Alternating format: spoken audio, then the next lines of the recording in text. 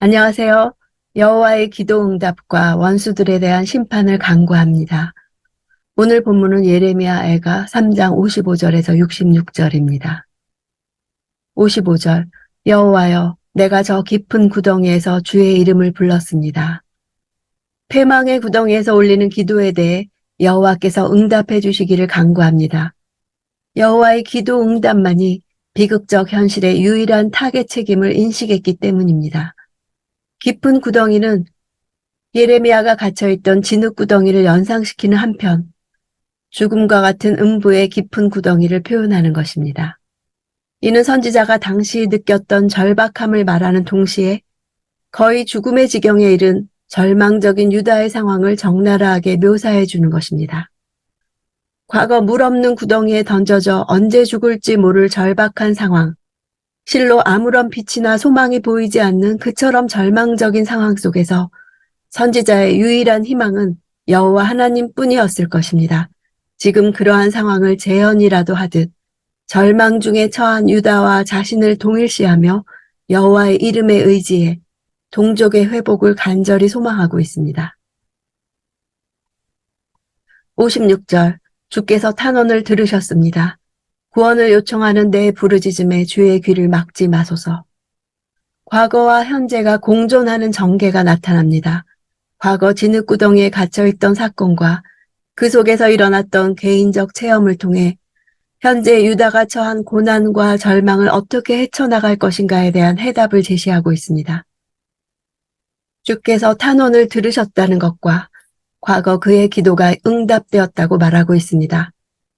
당시 여호와께서 왕궁 내시 에벤멜렉을 통해서 예레미야를 구덩이에서 구원하신 사건을 염두에 둔 것입니다.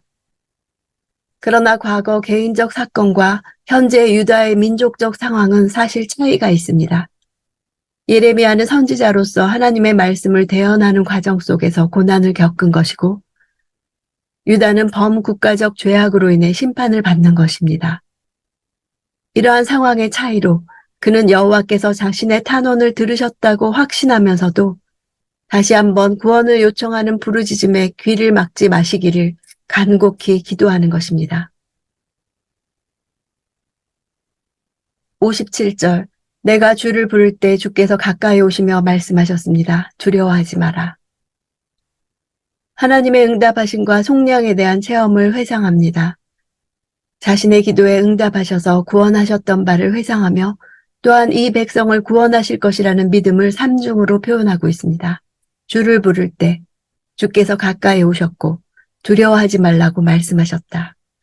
주를 부를 때 여호와께서 즉각적으로 지체하지 않고 응답하셨음을 나타내고 가까이 오심으로 인격적으로 친밀하게 연합해 주셨고 두려워 말라고 말씀해 주셨습니다. 세 가지 표현을 통해 하나님의 구원을 확신하고 있습니다.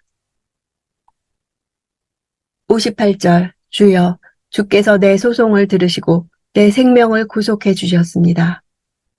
소송을 들으셨다는 법정 용어를 사용해서 여호와께서 재판장이 되어 송사의 사정을 살펴 변론하시고 그 억울함을 풀어주실 뿐만 아니라 재판의 결과에 따라 불의한 자들, 악인들에게 하나님께서 친히 보복하신다는 의미가 담겨 있습니다.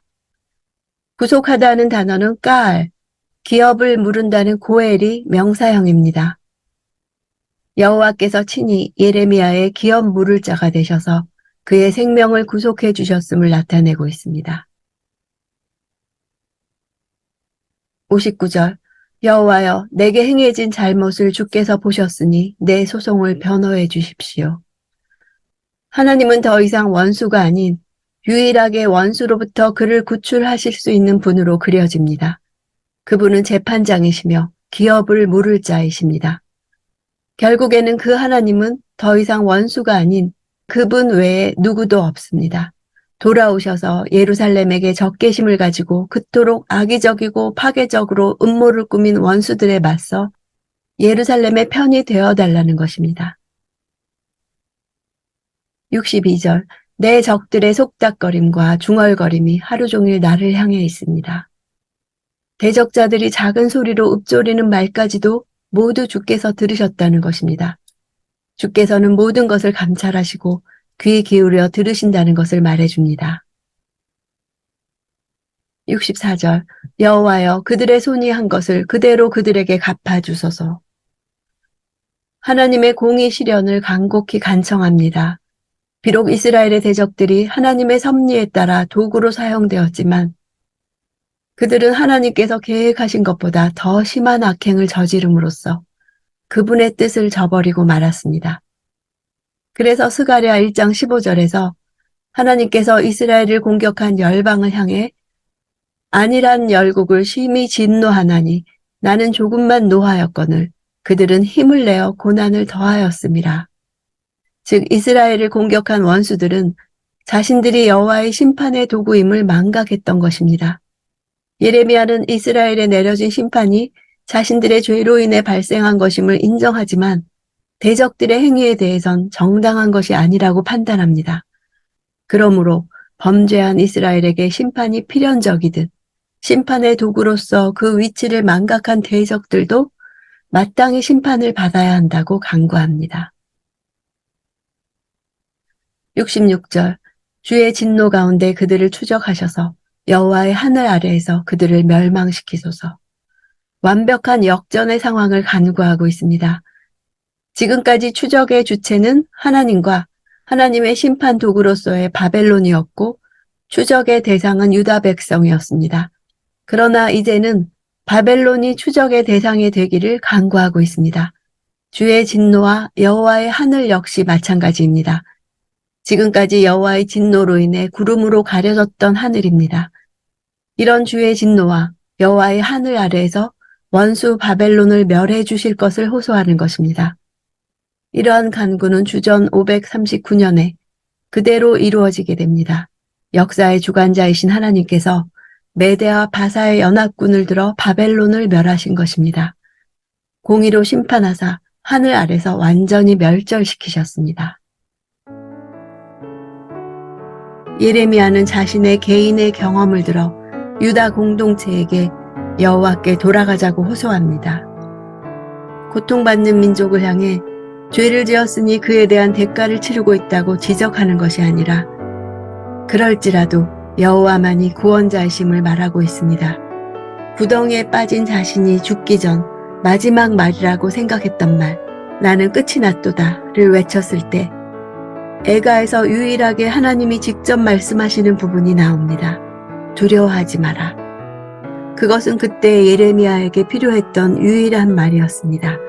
그 말은 또한 지금 예루살렘에게 필요한 유일한 말이기도 합니다.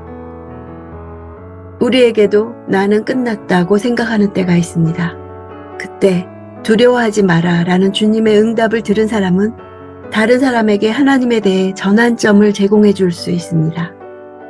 내 죄의 값을 치를 때일지라도 하나님은 보호자 없는 우리의 유일한 보호자 되시기를 포기하지 않으십니다.